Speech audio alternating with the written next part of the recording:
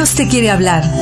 Radiogozo.net presenta el Evangelio de hoy con el Padre Rubén Risco. Escucha. Lectura del Santo Evangelio según San Juan. En aquel tiempo, Jesús se fue a la otra orilla del mar de Galilea o de Tiberíades. Lo seguía mucha gente porque habían visto los signos que hacía con los enfermos. Subió Jesús entonces a la montaña y se sentó allí con sus discípulos. Estaba cerca la Pascua, la fiesta de los judíos.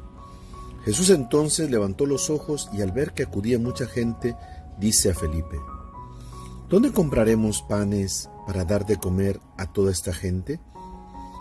Lo decía para ponerlo a prueba, pues bien sabía él lo que iba a hacer. Felipe le contestó: 200 denarios no bastan para que a cada uno le toque un pedazo de pan. Uno de sus discípulos, Andrés, el hermano de Simón Pedro, le dice: Aquí hay un muchacho que tiene 5 panes de cebada y 2 peces. Pero, ¿qué es esto para tantos? Jesús dijo: Digan a la gente que se siente. Había mucha hierba en aquel sitio.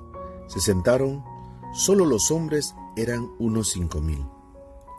Jesús tomó los panes, dijo la acción de gracias y los repartió a los que estaban sentados. Hizo lo mismo con el pescado y les dio todo lo que quisieron.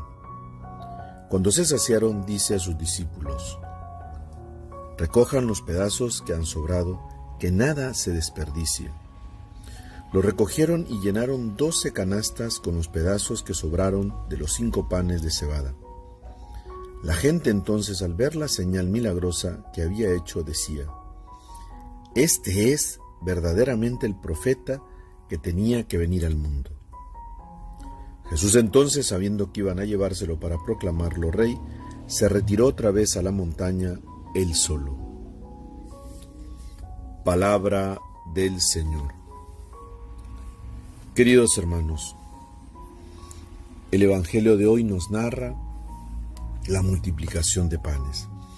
Pero antes de pasar a la multiplicación de panes, Jesús dice que vio a la multitud que lo seguía.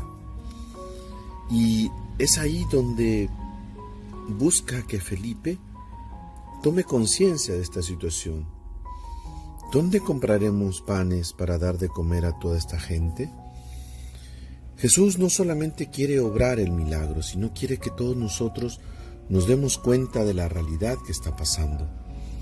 Queridos hermanos, frente a esta situación que estamos viviendo, de esta pandemia, no solamente hay una crisis de salud, también hay una crisis económica, una crisis de alimentación, aparte de diferentes crisis. Y Jesús quiere que nosotros nos sentemos con Él y miremos con los ojos que Él mira. ¿Qué podemos hacer para darle de comer a toda esta gente? Y entonces Felipe piensa de una manera humana. Si compramos, a pesar de 200 denarios era casi el sueldo que ganaba una persona al día, era un denario, más de 200 sueldos diarios, no alcanzaría para dar de comer a toda esta gente y que coma un poco. Y entonces se ofrece a Andrés 5 panes y 2 peces. Pero y también vuelve a poner los límites. ¿Qué es esto para tanta gente? En cambio, Dios, nuestro Señor Jesucristo, toma eso poco y les los da a todos. Y de esto poco que le damos a Él, da de comer a más de 5,000 hombres, sin contar mujeres y niños. Queridos hermanos, el Señor quiere que pongamos en sus manos lo poco que es nuestra vida o los pocos bienes que tenemos, y Él hará la multiplicación. Y otra cosa que vemos aquí en los gestos y las palabras que pronuncia es que primero Jesús da gracias. Hizo la acción de gracias. Tenemos que darle gracias al Señor por el día que nos regala, por el alimento que tenemos, que es verdad que de repente nosotros trabajamos para conseguirlo, pero es una gracia tener alimento cuando mucha gente no lo tiene. Y otra cosa que dice también recojan los pedazos que han sobrado, que nada se desperdicie.